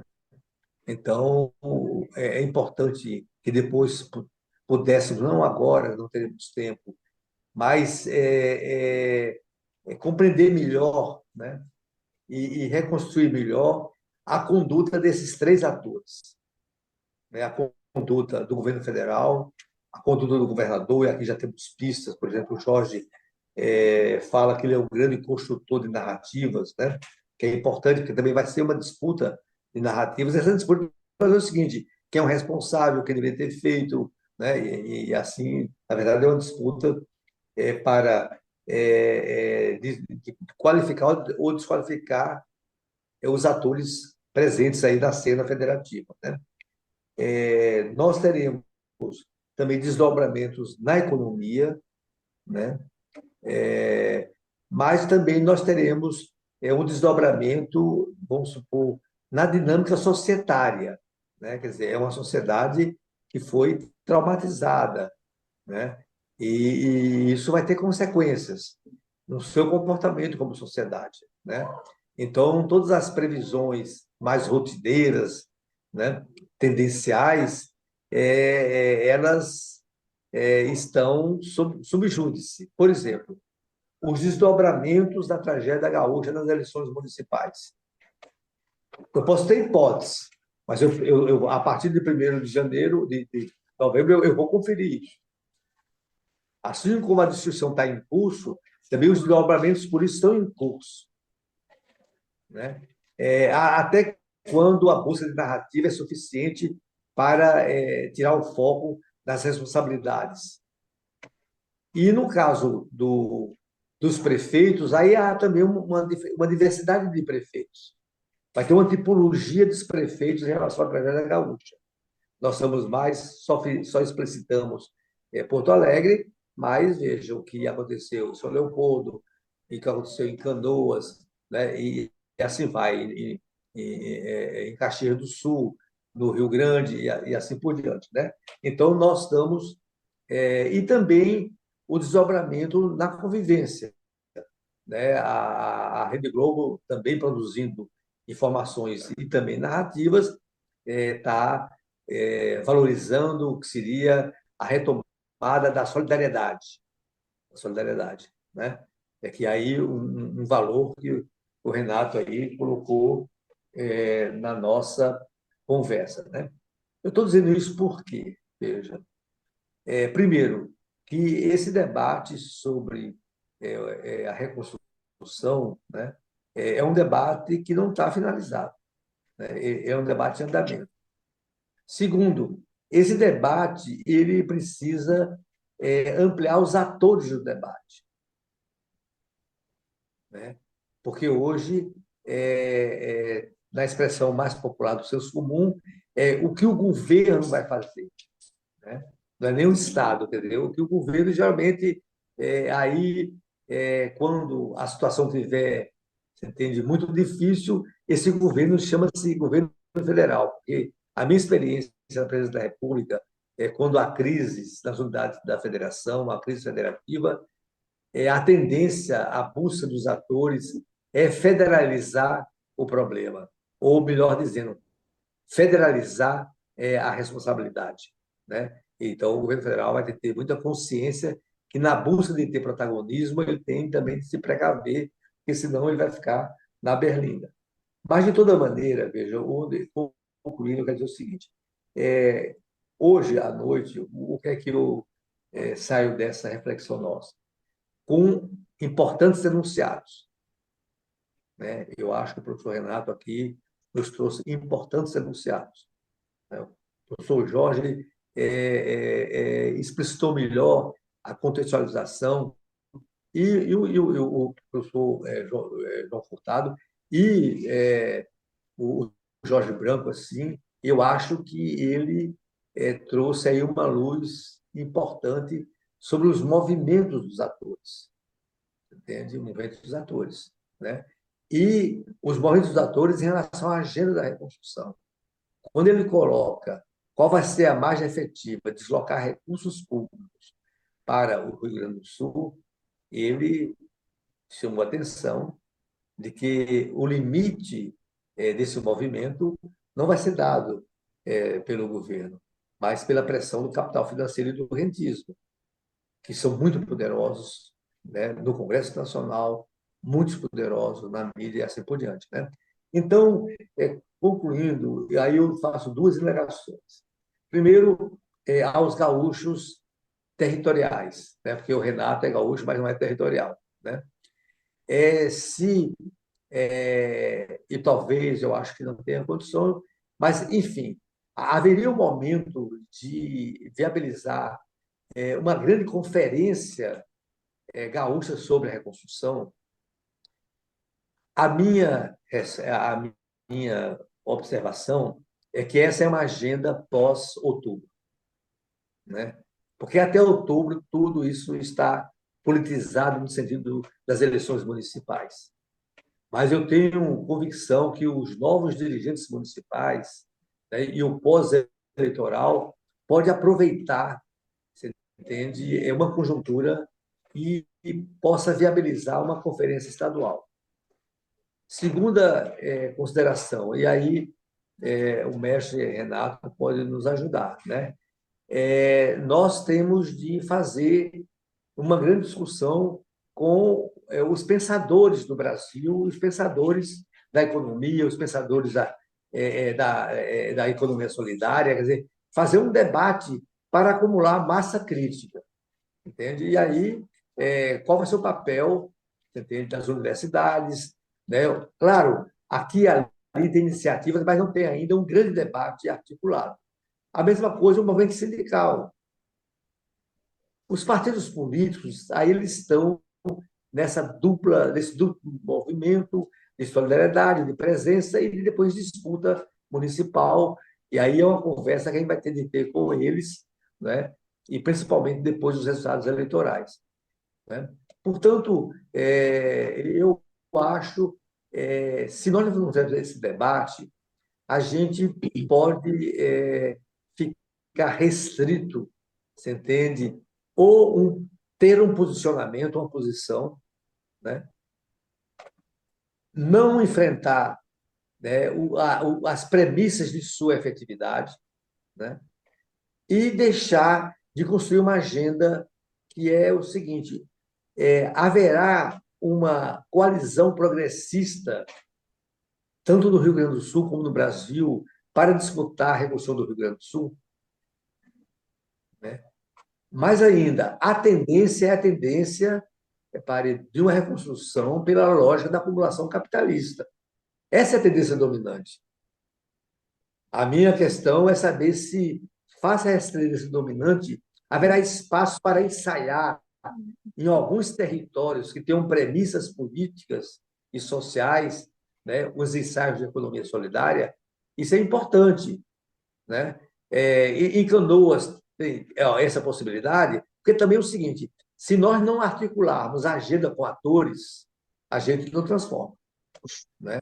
E atores sem coalizão não tem potência, né? Então, são essas minhas considerações, eu peço desculpa pelo alongamento, mas deixar aí como uma agenda de cooperação a partir de hoje com, né, os nossos colaboradores, os nossos expositores. Grato, Vicente. César Alvarez, por favor.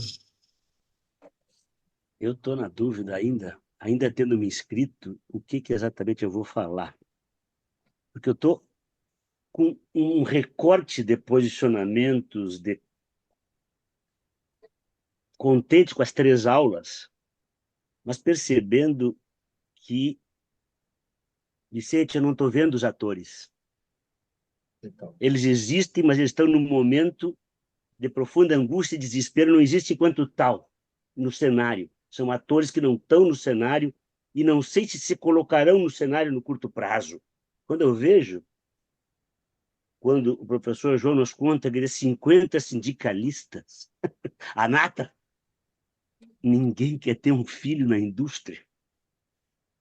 Quando eu vejo a pequena indústria e média indústria politicamente eivada do sentimento, eu faço com as minhas mãos, e tu não encontra uma árvore em 20 quilômetros quadrados, e o Bolsonaro fez 80% naquelas cidades, que são, então, 60% da economia gaúcha, e sobrando a grande capital média dos serviços para contrabalançar isso tudo. A restauração e a reconstrução do Rio Grande vai levar 5 anos, mas o estilo dela já está praticamente dado, como informação simbólica e real. O vice-ministro, vice-presidente da República, já esteve no Rio Grande do Sul dizendo quanto vai para a clássica Fiergs. Vejam, então, nós não temos tempo para... Os atores são estatais no curtíssimo prazo. Os atores são estatais no curtíssimo prazo. Quando fizemos a Conferência Gaúcha para os rumos da economia e da vida do Rio Grande do Sul, se somos capazes, como pergunta o professor João, de conviver novamente com a sociedade e fazer tudo de uma outra maneira, não somos. Nem passa pela cabeça de muitos, além do discurso, mas as consequências práticas disso. As consequências práticas disso no modo de produção, no modo de consumo, como nós locomovemos, não nos locomovemos, as relações interpessoais. Eu fico assustado, porque nós não vai dar tempo se não houver uma decisão de cima para baixo na cúpula desse governo, que vai ter que impor, olha, 20% vai ir para a economia solidária assim. Não vai para os clássicos de sempre. E vamos escolher empresas onde os empregados vão tomar conta porque têm conhecimento, porque são importantes no momento da cadeia, são necessárias, e também na área dos serviços, que aí será mais fácil, mas também pode trazer o estigmatismo, a estigmatização de que a economia solidária só serve para serviço de apoio ao cidadão. Na cozinha, no cuidador do idoso, na limpeza, tem que estar na produção. Tem que estar na produção, seja ela agrícola, seja ela industrial, estrito sensu, ou nessas cadeias. Então, eu tenho certeza que o dinheiro vai estar definido, já está sendo definido, eu fiquei assustadíssimo. Assustadíssimo não. E também sabendo que esta também é,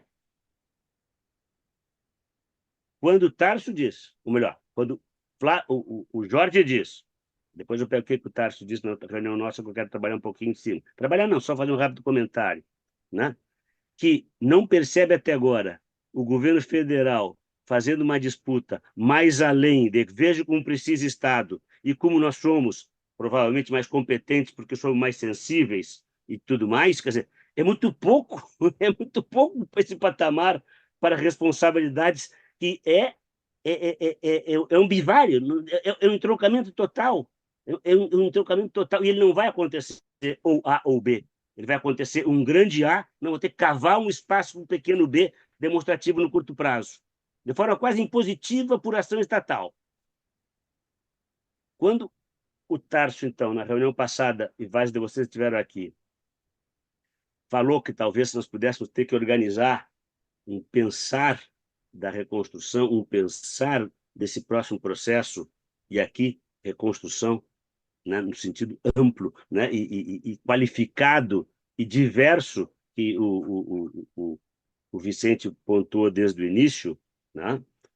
Ele precisa urgentemente agregar um adjetivo junto com reconstrução. Não pode essa palavra mais andar sozinha, até para fazer a disputa, né, política, institucional, midiática, né? Reconstrução de um tipo qualquer. Temos que dar um nome a esse tipo de reconstrução, que vai ter que ser solidária, que vai ter que ser, e ao mesmo tempo não vai ser A ou B, será A muito e um pouquinho de B, ou vice-versa, como queiram. Né? Quando o Tarso diz, olha, eu estou vendo que nós tínhamos que separar, talvez, se é que eu entendi bem, tá? Alguém me corrija, porque posso ter não entendido bem o Tarso, que tem um viés, um canal, que é a da emergência de 600 mil pessoas, com seus familiares, 1 milhão de pessoas, que não é mais 6 meses, ou até o abrigo, ou até chegar à cozinha solidária. Tem alguns anos pela frente em situação de uma dependência de serviços públicos estatais e de transferência muito grande, e de serviços exclusivos, que teria que separar, digamos assim, esta recuperação dos feridos, né, dos atingidos, com um projeto que também é de médio e longo prazo, né, mas que isso teria que ter a sua regra, os seus instrumentos, os seus sujeitos, o seu espaço próprio, razoavelmente isolado, se é que bem assim, de uma visão estratégica de para onde vai esta região do Brasil, neste momento, né, de crises ambientais das mais diversas com as suas consequências, que se reconstruirão, que se reposicionarão, e que nós não somos ainda capazes de responder a pergunta, ou sabemos como responder a pergunta de João Furtado. Sim, lamentavelmente, não somos capazes, né, de nos recompor na dimensão além de projetos ou de uma alta disputa na alta esfera. Então, concluindo, estou vendo que eu não percebo até mesmo quando que isso se dará. Já está se dando, não vai ter mais tempo. Ou há um núcleo qualquer que diga, olha, bloqueia 20% desses recursos, e nós vamos ver o que fazer urgentemente com isso, numa outra dimensão estratégica, e vai se impor um Estado. Agora, a correlação de forças permite isso? Não só a correlação de forças, a cabeça dos nossos principais dirigentes permite isso? Eu acho que não. Eu acho que não. Eu acho que não. E essa, me permitam, o meu pragmatismo e do pessimismo. Mas eu nem queria falar por estar tanto pessimista como eu estou sendo. É isso, obrigado. Obrigado, César. Bom, tem mais ninguém inscrito? Eu vou, então, devolver, solicitando um pouco de brevidade, porque a gente já está a uma hora, a mais de 1 hora e meia no debate. Eu vou devolver, então, aos nossos 3 palestrantes. Peço, então, para o João Furtado. João, com você, por favor. Eu queria só recusar a caracterização de aula, porque nós estamos aqui de verdade num diálogo. Nenhum de nós sequer imaginou que um dia passaria por isso que nós estamos passando. Então, evidentemente, nenhum de nós pode pretender ter respostas definitivas ou mesmo respostas suficientemente abrangentes. Nós estamos tentando construir isso. E as restrições com que nós estamos construindo isso são terríveis. Várias pessoas aqui manifestaram isso, né? Nós temos um calendário político municipal. Sobre esse calendário político municipal está se decidindo não apenas a eleição gaúcha de 26, mas uma parte importante da eleição federal de 26. Então, nós estamos numa situação extremamente difícil, extremamente difícil. Eu seria menos pessimista do que algumas pessoas com relação à capacidade dos gaúchos, e eu agora estou olhando o Rio Grande do Sul de fora. O Rio Grande do Sul pode não ser à esquerda nem à direita, pode ser um lugar polarizado. mas há um valor transversal do Rio Grande do Sul que está expresso em algumas instituições gaúchas, por exemplo, as universidades regionais, com um espírito que é diferente, substancialmente diferente do que prevalece em outros lugares. Então, há um grau de colaboração e através da sociedade gaúcha que me permitiria tentar, para melhorar um pouco o nosso fecho, não é, César? É, apontar para uma dosezinha de otimismo que eu gostaria que nós conservássemos, porque o Brasil sempre contou com o Rio Grande do Sul em grandes momentos, e o que eu escrevi aí no chat é, digamos, uma síntese do que eu venho refletindo a partir dos amigos gaúchos que me ensinam muito. Então, agradeço a vocês, agradeço, Granado, a generosidade do convite. Não foi uma aula, foi uma oportunidade de dialogar com amigos, com companheiros, com pessoas que compartilham valores e sensibilidades. E eu espero que isto nos ajude a todos nós a pensar o Rio Grande do Sul e o Brasil. Obrigado. Eu que agradeço, João, agradeço muito mesmo. Renato, com você, por favor. Então, eu queria começar com essa palavra pessimismo, né? Mesmo se a gente abstrair, faz de conta que não aconteceu nada no Rio Grande do Sul, a gente já estava pessimista, né? A gente já estava notando que a cabeça dos nossos dirigentes políticos, como disse o César, não está muito propensa a mudanças, né? E eu estou falando dos companheiros mesmo, pessoal do PT e tal, né? Estou falando dos meus colegas do Instituto de Economia, o Mercadante, etc. Para colocar nome aos bois sempre é bom para a gente, né? Fixar ideias, né? Então, realmente, pessimismo, a correlação de forças é desfavorável, as fake news estão correndo solto, a extrema-direita está extremamente organizada. Isso nos leva a dizer a solução a situação é difícil. Não, a situação não é difícil. Nós estamos em guerra. É só isso. E guerra é guerra. Situação difícil é situação difícil. Então nós temos que assumir que nós estamos em guerra. Bom, isto posto, a gente tem que ver quais são os nossos aliados. Quais são os aliados? Quais são aqueles que nós temos que neutralizar? Quais são aqueles que nós temos que nos opor? E quais aqueles que nós temos que cooptar? E aí eu acho que a questão da cooptação aí é fundamental. Eu acho que uma frente de cooptação muito importante é com os nossos companheiros e companheiras que estão no governo. Essa é uma questão fundamental que nós temos que colocar nessa guerra.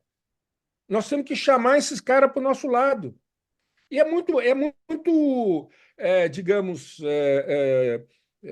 digamos, penoso reconhecer que são as mesmas pessoas que denunciam o neoliberalismo, que denunciam o Estado mínimo, que denunciam as práticas da direita e da extrema-direita, que se tornam muito cautelosas quando se trata de pensar uma estratégia distinta.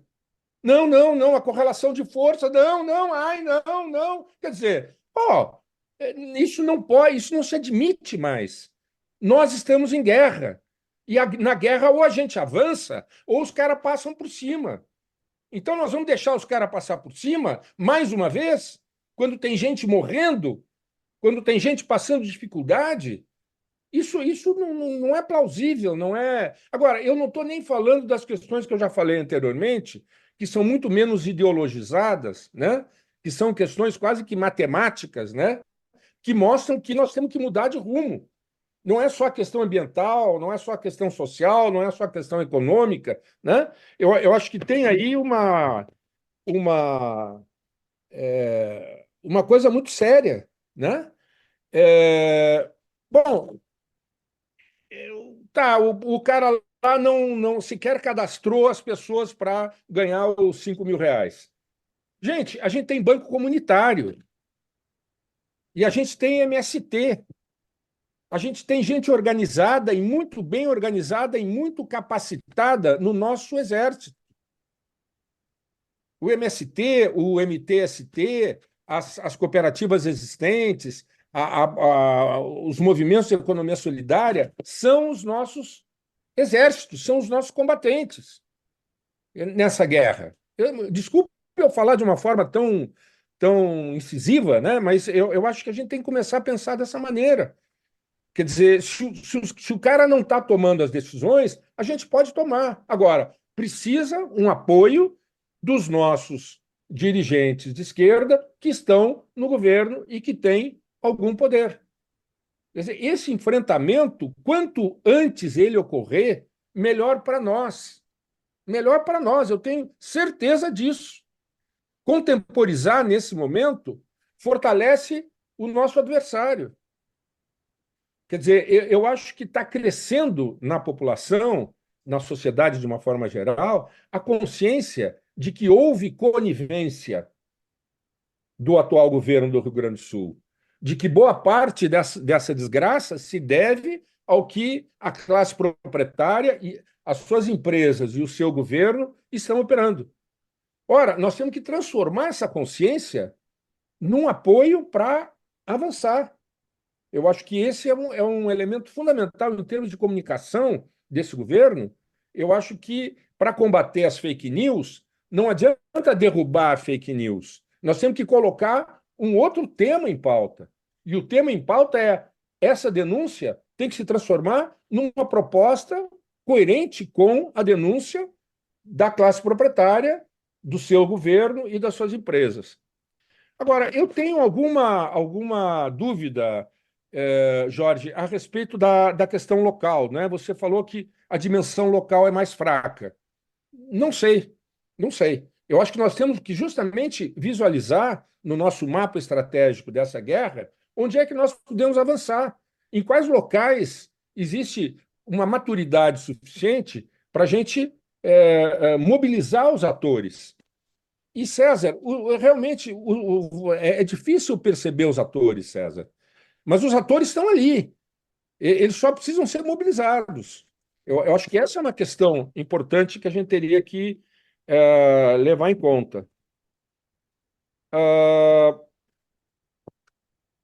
Bom, acho que o Granado levantou duas questões muito importantes também, né? A questão da perda de fontes de renda, né? Seja o trabalho, seja digamos, o trabalho chamado informal, né? Seja o trabalho com carteira assinada, eu acho que é fundamental que a economia solidária entre aí.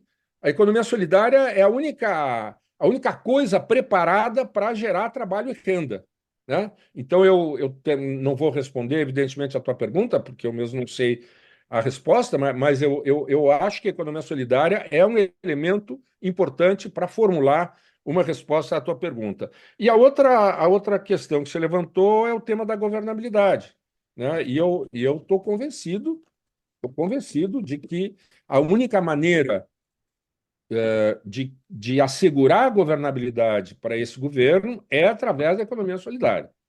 Não vejo outra frente de acumulação de poder a não ser o poder popular mesmo. Eu volto a dizer, nós estamos numa guerra. O que nós estamos tentando construir não tem outro exemplo na América Latina que não o governo do Allende no Chile. A única coisa parecida que eu conheço é essa guerra que houve lá. A gente sabe como é que terminou, né? E aí eu não estou nem falando do golpe, do Pinochet, eu estou falando da construção de poder popular. Quer dizer, é uma expressão muito velha, tem a ver com a nossa juventude, tem a ver com aquilo que a gente pensava há 50 anos atrás, mas isso está na ordem do dia. Enfim, era isso que eu queria. Bom, e palavras finais, muito obrigado, disponham. Sim, eu acho, Trevas, que quando você fala numa grande conferência, etc., eu realmente não sei se a gente teria que adotar uma outra perspectiva mais coerente com a nossa facilidade enfim, a maneira como a gente se comunica hoje. A gente se comunica muito em reuniões como essa, né? Que podem ser mais efetivas do que as grandes conferências, né? E o outro tema que você falou é aglutinar os pensadores, etc., né? Eu acho também que a maneira da gente aglutinar os pensadores nesse momento é, pode passar por aí, pode passar por esses pequenos eventos, né? Como esse que nós estamos fazendo aqui, e que podem ter uma repercussão importante. Quer dizer, eu acho que a gente, eu não acho que a gente está dizendo nada de muito novo, nem nada disso, e nem que a gente esteja dando aula, nem, né? Eu acho que o João aí foi muito feliz em comentar isso, mas eu acho que as coisas que a gente as coisas que a gente está dizendo, elas podem ser, digamos, recuperadas e assimiladas reelaboradas, né, por quem está nos escutando nesses pequenos eventos. Era isso. Obrigado. Eu agradeço muito, Dagnino. Vou, então, passar para a última fala para o Jorge Branco. Jorge, com você, por favor. Bom, é, foi o que falei primeira vez em aula, e vou repor. É que foram, de todos nós aqui, de todos, foram elementos que acrescem, que ensinam, né, nesse sentido, e não no sentido da palestra, claro. Mas eu acho que tem o aspecto aqui do local e do global. Eu estou de acordo com o professor Renato Danino no seguinte enfoque: a construção de alternativas de organização econômica, de organização social, ela pode, a história tem demonstrado que ela se dá também no local, né? Em pequenas, nas comunidades, sejam independente até do tamanho dela, mas nem sempre as construções alternativas ao longo da história foram de grandes nações, às vezes elas foram se movimentando de baixo para cima. Isso, evidentemente, que a acumulação dessas iniciativas nessas esferas. Mas eu queria resgatar essa ideia de um pequeno espaço para o local, noutra dimensão, que é a dimensão do debate político, da formação da opinião pública, né? Tem a ver com as fake news que o Cláudio levantou. Eu acho que nós, em especial a esquerda, tem um problema com um paradigma, né? É um paradigma do cálculo racional. Bom, o voto, a opinião, o posicionamento se forma a partir de uma interpretação racional da realidade. Então, se um governo é bom, eu voto na continuidade do governo. Se o governo, enfim, atende. Isso se deu com empresários, mas também, em certa medida, isso explica muito do, de como a esquerda tem debatido. Eu acho que a situação mudou. Eu acho que o contexto político dos 10 últimos anos torpedeou, fez naufragar este paradigma. Todas as pesquisas de comportamento, não de opinião eleitoral, mas de comportamento político, que medem elementos, valores, vão indicando um aumento do pré-posicionamento político na sociedade brasileira. É uma verdadeira politização, né? Muitas vezes a gente usa o termo mais como um juízo de valor, é politizado aquilo que se parece com a minha opinião. Não, politização não tem nada a ver com parecer com a minha opinião, tem a ver com que hoje, mais do que há 10 anos, há um número maior de brasileiras e brasileiros que têm um posicionamento prévio ao debate político. Então, há um número cada vez maior de pessoas que se posicionam independente do governo ser bom ou ser ruim. E o fato do governo Lula ser bom não vai mudar a opinião de vários setores. Esta é a. Qual é o problema? Isso é para nos deixar inativos? Não, não. É que a manutenção de uma certa ideia de que, olha, vamos aumentar aqui o Bolsa Família, gera emprego, e aí nós ganhamos as eleições. Esta interpretação, este paradigma que seria muito racional, ele está fadado ao fracasso, porque não entende que está em disputa valores morais, valores culturais, e que as pessoas estão se pré-posicionando, estão se polarizando ou politizando como queira. Fui dar uma olhadinha nas pesquisas, só que as pesquisas essas que apareceram, elas foram antes, obviamente, da chuva da última semana que afundou de vez na opinião pública local o prefeito de Porto Alegre, o negacionista bolsonarista Sebastião Melo. Mas as pesquisas de opinião nacional, principalmente aquela da Genial Quest, de 9 de maio, dizia que para 53% dos brasileiros o governo federal era muito responsável. E no outro extremo estavam os municípios com 64% e o governo estadual do Rio Grande do Sul com 68%. Então, empatados, né? O governo federal bem abaixo. Mas me chama muita atenção que 53% no Rio Grande do Sul, ainda que a pesquisa seja nacional, no Rio Grande do Sul é a votação do Bolsonaro. Foi por 53 a 47 que o Bolsonaro venceu dos válidos, né? O Lula. Então, há uma pré-posição. Então, uma estratégia que subestime, trate com desídia o que é hoje a extrema-direita, o que é o fake news, o que é o posicionamento político, não vai. Inclusive, a mudança de posicionamentos, e quero chamar a atenção a duas difrações de classe. Há 10 anos atrás, o agronegócio, a burguesia capitalista no campo, já tinha o mesmo peso político, perdão, econômico. A economia não mudou, mas eu pergunto a vocês, tinha o mesmo peso político?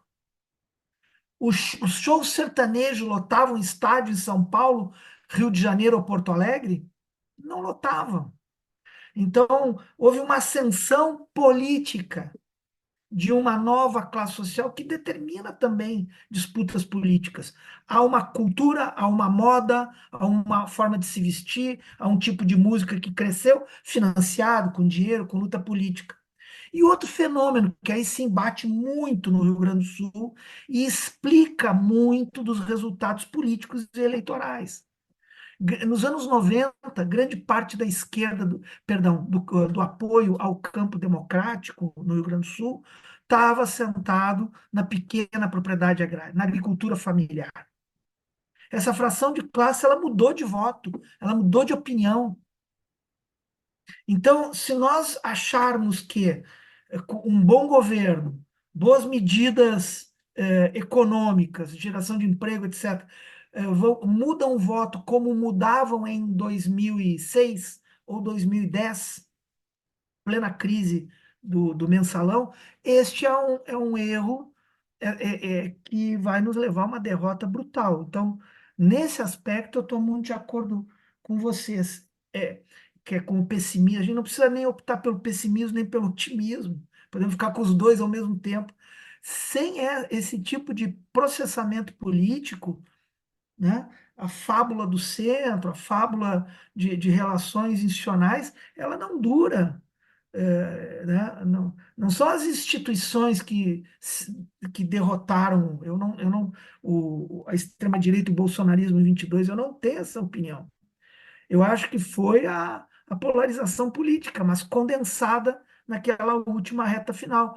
Ou não chama a atenção que um presidente que fez o que fez na pandemia, imitou uma pessoa morrendo, né, sufocando com a falta de ar do Covid, tenha feito tanto voto. Tem que ter, essas coisas têm explicação. E elas não estão assentadas. Se a gente achar que a extrema-direita ou o Bolsonaro é simplesmente um boçal, nós vamos dar com os burros na água, né? A extrema-direita é sólida, ela tem base social e ela não parou de crescer durante os 2 anos do governo Lula. Ela continuou crescendo politicamente, socialmente. Então, a tendência é uma disputa mais difícil do que já foi em 2022, nas próximas eleições. E eu acho que aí finalizo ali fazendo uma ponte com o César, eu acho que é isso, viu, César, que está em jogo já. Ou seja, não há tempo para a gente construir uma alternativa, porque o debate se antecipou, o cataclisma, né, essa hecatombe climática aqui, condensou o tempo, né? Criou aquela ideia de condensação de tempo. E nós não temos tempo para construir tempo. Então, ou se polariza, ou se apresenta alternativa, se convence, ou nós vamos dizer assim, erodindo pacificamente e gradualmente. Esse é o receio que a gente tem. Por exemplo, os recursos do governo federal, eles precisam ser disputados. É preciso dizer à população do Brasil e isso significa que tem eficiência. Esse caso do professor João Furtado, que ele mostrou aqui, que até agora a Prefeitura de Porto Alegre não cadastrou o CPF, não pense que vai cair só na conta do Sebastião Melo. Vai cair na conta também do presidente Lula. Ó, anunciou lá o Pix dos 5.100, mas não existe, né? Não é verdade, né? Bom, eu queria alertar que esse paradigma assim, mais racionalista da formação, ele não está sustentando uma melhor explicação das circunstâncias. Eu acho que as circunstâncias são melhor explicadas por essa ideia de um aumento da politização das brasileiras e dos brasileiros. Muito obrigado por essa oportunidade, Granada, e a todos aqui. Espero ter, mais uma vez, ajudado. Muito obrigado, Jorge. Enquanto o Jorge falava, o Renato Dagnino pediu para fazer uma observação. Não, muito breve. Eu acho que o que o Branco falou agora é muito importante, né? Eu resumiria dizendo o seguinte: olha, nós temos que radicalizar e entender que Bolsa Família ou coisa parecida não é suficiente. O pessoal não vai votar na esquerda porque ganhou Bolsa Família. O pessoal vai ganhar na esquerda se houver uma mudança mais radical, mais significativa. Eu acho que essa é que é a questão. Eu entendo perfeitamente quando você fala, olha, esse cálculo racional, etc., cuidado com ele. Mas eu vejo o seguinte, é possível radicalizar nesse momento mais do que foi no passado, com a presença do governo federal na melhoria da vida das pessoas. Então, eu acho que nós temos aí uma oportunidade. E aí é fundamental discutir isso no plano político, estrito sensu, com os nossos companheiros e companheiras que estão no governo. Volto a dizer isso, no governo federal. Quer dizer, é inadmissível que a gente não coloque isso na agenda. Mas era isso que eu queria colocar. Quer dizer, tá, a correlação de forças é pequena, tudo bem, mas quanto por cento vai para a economia solidária? Tá, tudo bem, quanto a gente pesa em termos de possibilidade de alocação de recurso? Nesse sentido, o César foi extremamente otimista. Se vier 10% ao invés de 20%, já é uma maravilha. Já é uma maravilha. Mas era isso. Obrigado. Eu que agradeço, Renato.